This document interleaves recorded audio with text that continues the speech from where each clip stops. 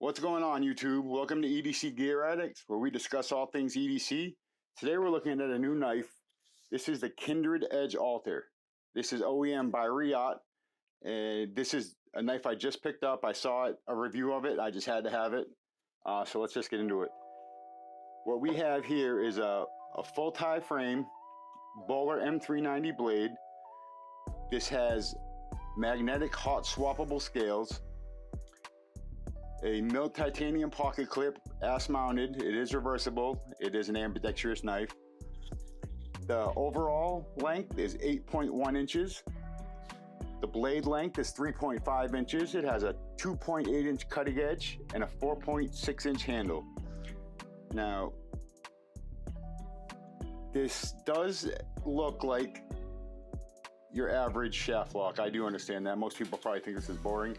However, this utilizes a proprietary locking mechanism called the index lock. Instead of your typical Omega springs, this utilizes a coil spring. I'll try to pick it up on camera, see if I can. Yeah, see the coil spring in there? A coil spring. Look at that massive stop pin. That thing is huge. Now compare that to your typical bug out or any other Kaiser stop pin and you'll see exactly what I'm talking about. This thing has no flex to it. I mean zero flex.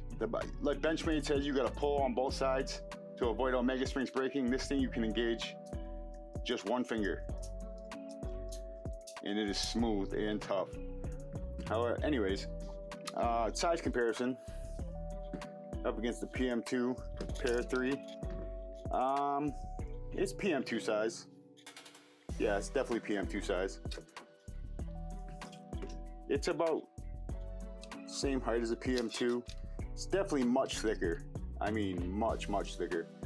But it's roughly the same weight, so you're really not going to notice it much different in your pocket. If you notice, this does have a little cutout here. You can stick your fingernail or a knife in there and pop it out, and you do have magnetic scales. These are the green G10. They also come in black G10. They come in Damascus G10, fat carbon, textured and smooth titanium, blasted or tumbled. They have every different scale you can imagine. You can buy the scale separately at $25 a piece, which really isn't bad. I do have a set of titanium scales here. These are the smooth stone washed. You can see you just pop them on with a magnet. Pop it off, pop it back on. To get the back side, you do have to remove the pocket clip to get the clip on, so keep that in mind. Pop it open. Now this thing is a big knife. I just want you to know before it is quite substantial. I mean, everybody knows how big a PM2 is, so there you go. It's just a hair shorter than a PM2, so the blade to handle ratio isn't that great, but yeah, I'll give it a pass. The ergonomics are wonderful. This thing is jimped everywhere, like halfway down the blade, 60% the way down the blade. Aggressive jimping too. This is sticky. I mean, it's borderline painful.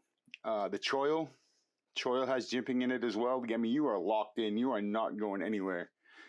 The plunge grind is, I mean, that's damn near the best plunge grind I've ever seen. You'll never have to worry about losing life in that blade. You'll be able to sharpen that thing long before, you'll be dead long before you have to worry about that thing. Lock up, rock solid. No up and down, no side to side. This thing is a bank vault. And it is buttery smooth. I mean, buttery smooth. You pull that and it just wants to come home. The magnets in the scale are extremely strong, so it does hold the blade in place almost like a detent. So when you pull the shaft, the blade doesn't come out without a little bit of force. So you do have to flick it out. But this thing, I'm impressed. The detent is a little spongy. I mean, it is a shaft lock, so there is much to be desired with the detent, but this thing has so much going for it that it really doesn't bother me that much. This is quite impressive. I mean, I'm curious to see what they do in the future, because this is a home run as far as I'm concerned. The base price for the G10 and titanium is $270.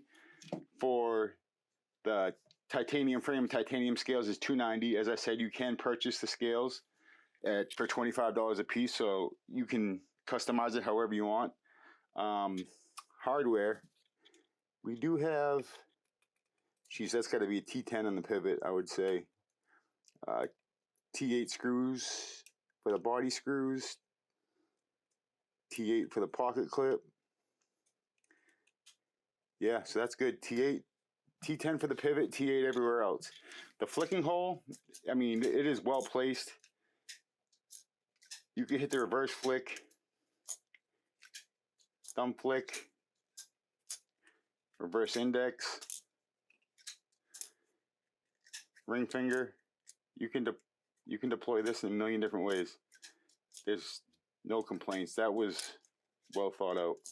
So anyways, if you like this video, or if you want to see more, I invite you to hit the like button, subscribe, drop me a comment in the links, let me know what you'd like to see. I do have many more videos coming.